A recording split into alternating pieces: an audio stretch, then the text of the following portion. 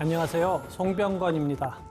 오늘의 주제는 1755년 포르투갈의 수도 리스본을 강타했던 대지진입니다.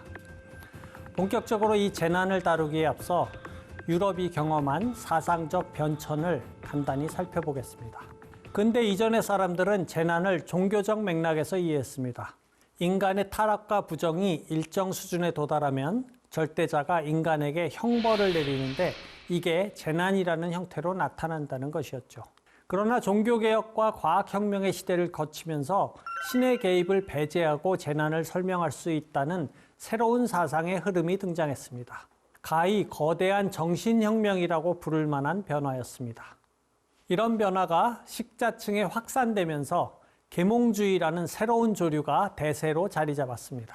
18세기의 전성시대를 맞은 계몽주의는 간단히 말하자면 인간의 합리성에 대한 신뢰가 최고조에 달한 사고체계였습니다. 계몽주의 시대가 되자 재난을 대하는 사람들의 태도가 과거와 크게 달라졌습니다. 왜 재난은 특정 개인이 아니라 많은 인구를 대상으로 발생하는가? 왜 어린아이처럼 죄를 짓지 않았음이 분명한 사람도 재난에 희생되어야 하는가? 재난이 멈추면 신의 노여움이 풀렸다고 볼 수 있나? 사람들은 점차 신의 의지를 빼고도 이 질문들처럼 재난의 의미를 다르게 해석할 길이 없는지 숙고하기 시작했습니다. 이 뜨거운 논쟁의 중심 무대에 등장한 가장 대표적인 재난 사례가 1755년 포르투갈의 리스본에서 발생한 대지진이었습니다. 당시 포르투갈은 대항해 시대 이래 인도 항로를 개척한 과실을 톡톡히 누리고 있었습니다. 인도산 직물, 중국산 차, 동남아시아산 향신료, 아프리카 출신의 노예가 포르투갈 상인의 손에 의해 국제적으로 거래되었습니다. 리스본은 세계에서 손꼽히는 무역항으로 번영을 구가했습니다. 그렇지만 사회적으로는 아직 가톨릭 교회가 강력한 지배력을 행사하고 있었습니다. 중세 내내 이베리아 반도에서 이슬람 세력을 축출하기 위해 재정복 운동을 진행했던 나라였고 교황의 승인에 의해 건국된 나라였습니다. 그리고 종교개혁에서 가톨릭의 수호 주체로서 적극적으로 앞장선 나라라는 역사적 특징이 아직도 짙게 배어 있었습니다. 특히 반종교개혁의 선봉에 섰던 예수회가 종교와 사회에서 지배적인 위치에 올랐습니다. 예수회는 세상을 전통적 관점에서만 이해하려 했습니다. 더구나 교육 부문을 예수회가 통제했기 때문에 변화하는 세계를 바라보는 시각이 혁신되기 어려운 여건이었습니다. 이런 이유로 18세기의 포르투갈 사회는 빠르게 변모하는 주변 경쟁국들에 비해 발전이 지체되고 있었습니다. 1755년 11월 1일은 가톨릭 축일인 All Saints Day, 즉 만성절이었습니다. 이날 포르투갈인들은 꿈에도 생각하지 못했던 대참사를 맞았습니다. 수많은 사람이 성당에 모여 축일 미사를 지내고 있던 아침 9시 40분, 지축이 뒤흔들리는 충격이 느껴졌습니다. 지진으로 벽이 무너지고 지붕이 산산조각이 나서 바닥으로 떨어졌습니다. 운 좋게 낙하물을 피한 이들은 건물 밖으로 뛰쳐나왔습니다. 그런데 길 한복판에는 폭이 수미터에 이르는 균열들이 이미 생겨나 있었습니다. 다른 건물들도 무참히 파괴됐습니다. 특히 강변을 따라 퇴적물이 많은 지역에 세워졌던 궁전, 왕립 기록보관소, 성당 등이 지진에 가장 취약했습니다. 이에 더해 엄청난 높이의 쓰나미가 들이닥쳐 사람들을 휩쓸어 갔습니다.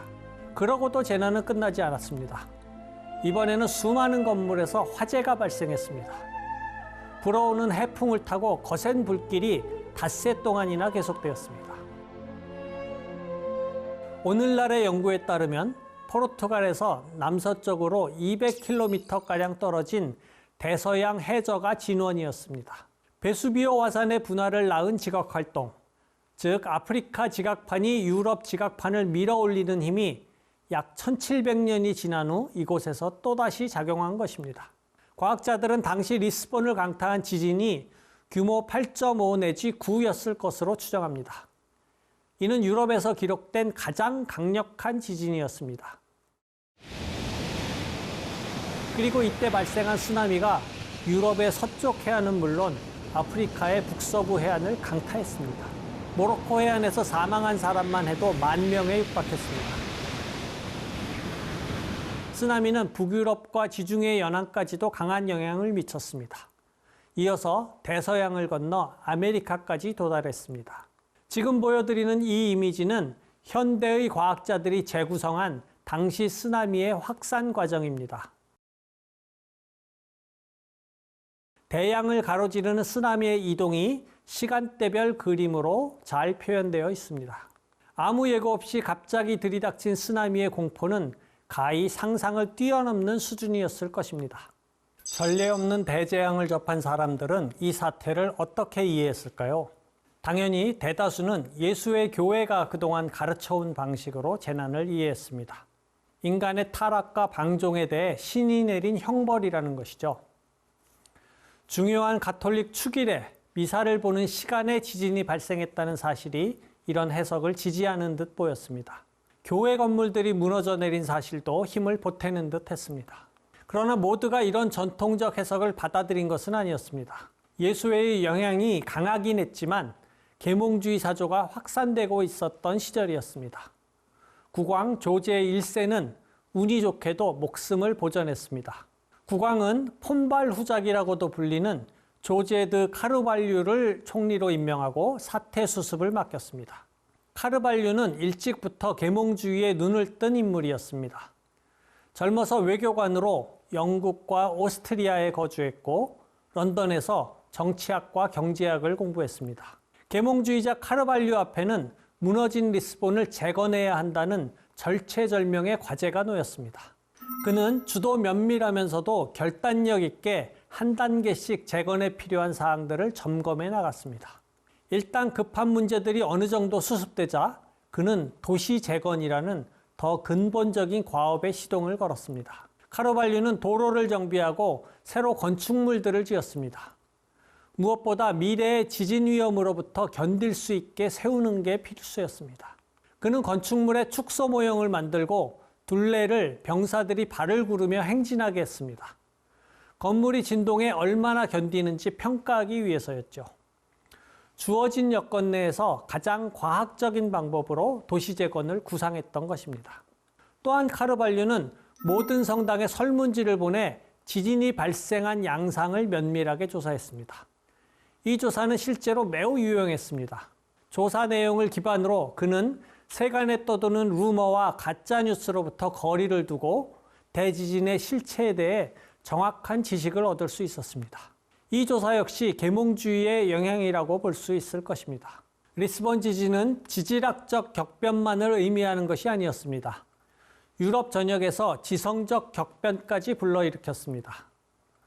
자연재난을 어떻게 바라보느냐를 두고 깊은 지적 단층이 존재했으며 이것이 전례 없는 파열음을 내는 상황이 펼쳐졌습니다.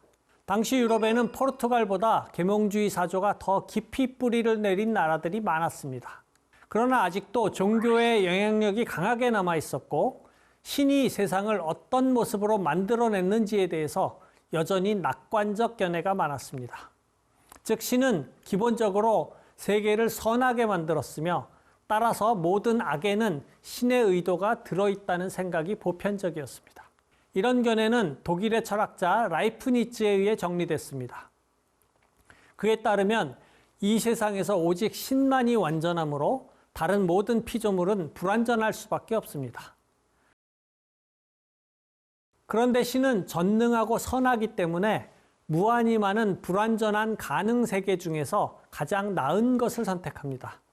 따라서 우리가 살고 있는 현실 세계는 실현 가능한 세상들 중에서 최고의 세상이라는 것입니다. 신정론이라 불리는 이 논리에 따르면 악이 존재하는 세상이 가능한 최선의 조화를 위해 신이 구성한 세상과 양립할 수 있습니다.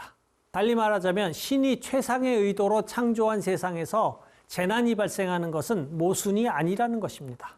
프랑스의 사상가 볼테르는 리스본 지진 소식을 전해 듣고는 비통해하면서 신정론적 사고를 정면으로 비판했습니다. 리스본 지진이 가능한 최선의 세상의 모습이라면 다른 세상은 도대체 어떤 세상이란 말인가? 엄마 품에서 숨을 거둔 어린아이가 도대체 어떤 악행을 저질렀단 말인가? 신이 큰 선을 가져오기 위해 현실 세계에서 악을 허용했다는 말을 어떻게 믿을 수가 있는가? 볼테르에 이어 또 다른 계몽주의 철학자 루소도 자신의 견해를 피력했습니다. 인간이 도시에 몰려들어 건물을 빽빽하게 짓고 거주한 탓에 지진의 피해가 극대화되었다고 그는 지적했습니다. 다시 말해 루소는 인간이 도시화라는 방식으로 타락을 선택했기 때문에 재난을 유발하게 된 것이라고 보았습니다. 이어서 루소는 광대한 우주의 질서에 비교하면 개개인의 고통은 미미하기 때문에 재난의 근거에 신의 뜻을 알 수는 없다고 주장했습니다. 신정론을 부정할 근거가 불충분하다고 결론을 내린 것입니다. 신학적으로 이 철학자들의 말을 어떻게 판단해야 하는지, 그리고 이런 논쟁이 철학을 어떤 방향으로 이끌어갔는지는 이 강의의 범위를 벗어납니다. 여기서는 다만 다수의 쟁쟁한 계몽주의자들이 대지진이라는 재난을 놓고 신의 의도에 대해 본격적으로 논쟁을 벌였다는 사실이 중요합니다. 재난은 신이 내린 천형이라는 기존의 종교적 설명은 더 이상 자동적으로 받아들여지지 않게 되었습니다. 왜 세상에 재난이 발생하는 것인지, 재난의 대상과 범위는 어떻게 결정되는 것인지, 그리고 궁극적으로 누구에게 재난의 책임을 물을 수 있는지를 두고 지식세계를 이끄는 석학들 사이에서 깊은 논쟁이 이루어진 것입니다. 이런 의미에서 리스본 지진은 세계 지성사의 한 획을 그은 중대한 역사적 사건이었습니다.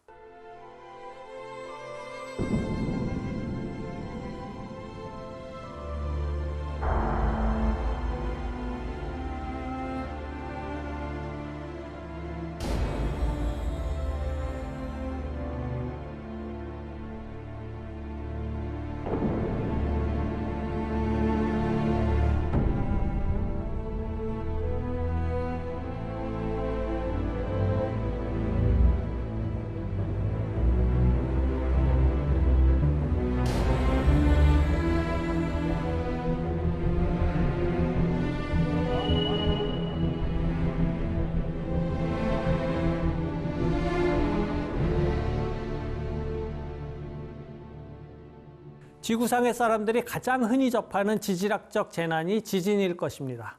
사람들이 느낄 수 있는 수준의 지진이 전 세계에서 해마다 100만 번가량 발생한다고 합니다. 그중 일부 지진은 파괴력이 엄청나게 커서 재앙적인 결과를 가져옵니다. 오늘날 널리 사용하는 지진 규모의 측정법은 모멘트 규모 단위라고 부르는 것입니다. 1930년대에 개발된 리히터 단위의 약점을 보완해서 1970년대에 개발된 모멘트 규모 단위는 절대값으로 측량되는 실질적 에너지의 방출량을 말해줍니다. 규모 6인 지진은 규모 5인 지진에 비해 진동이 10배이고 방출되는 에너지 양은 32배에 이릅니다. 이제 지진의 원인을 설명하면서 신의 뜻을 핵심 요인으로 지목하는 학자는 거의 없습니다. 그만큼 지진을 바라보는 담론이 계몽주의가 등장한 이래 자연과학적으로 혁명적 변화를 경험했다고 말할 수 있겠죠. 최근의 연구를 보면 한반도에서도 활성단층이 많이 존재하는 것으로 나타납니다. 우리도 지진에서 안전하지 않다는 말이죠. 따라서 각자 지진에 철저히 대비하는 자세가 요망됩니다. 하지만 개인의 노력만으로는 부족합니다.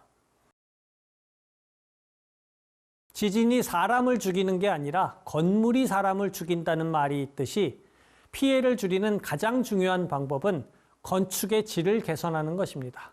내진 설계를 제대로 하고 충실한 시공과 감리를 거쳐야 하겠죠. 또 믿을 만한 경보 체계를 마련하는 일도 중요합니다. 정확하면서도 신속하게 정보를 전달하는 체계를 갖춰야 합니다. 지진 보험의 필요성도 논의가 필요해 보입니다. 결국 지진의 발생은 불가피할지 몰라도 지진 발생으로 입는 피해는 우리의 노력으로 크게 줄일 수 있습니다. 이런 면에서 모든 재난은 천재가 아니라 인재의 속성을 갖는다는 점을 명심해야 할 것입니다. 오늘 우리는 리스본 대지진에 대해 살펴보았습니다. 당시 대지진이 물리적 격변을 만들어낸 것뿐만 아니라 지성의 지형에도 엄청난 변화를 만들어냈다는 사실이 참으로 흥미롭습니다. 다음 시간에는 석탄이 만들어낸 검은 재해에 대해 함께 공부해 보겠습니다. 감사합니다.